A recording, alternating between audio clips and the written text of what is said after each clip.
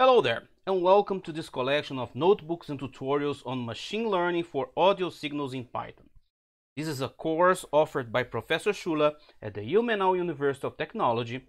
I am Renato, the instructor for these online materials, and on this tutorial we will talk about the denoising autoencoder. So basically, the denoising autoencoder is the same as an autoencoder, but instead of having a clean audio signal as its input, it has a noisy version. Usually this noisy version has added noise, but it could also be other kinds of distortions. The goal of the denoising autoencoder is then to reconstruct the clean version of its input.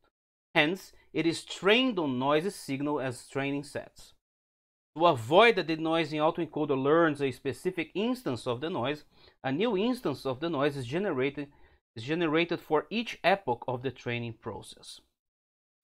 In our example, we will use the same autoencoder structure as we used before, but we will train it with added noise. So what happens is that the training for loop will contain this expression here where we are introducing some noise. Also, to make it shift invariant, we can also include a cyclic round robin shift as another type of distortion in the training loop. So for example, for the input and the input X and the target Y, we can have this shift of one to the right, like this round robin. So we will train trying to make it shift invariant. And then the training continues as usual for each epoch, and we have the zero gradient, the optimizer, the loss backward, the optimizer step, and so on, like we've been doing before.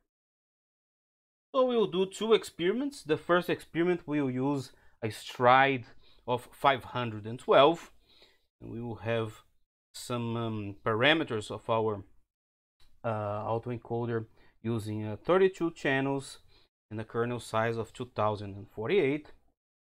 And in the first experiment we will use a stride of 512, and on the second experiment we will reduce drastically this stride and we will use a stride of 32.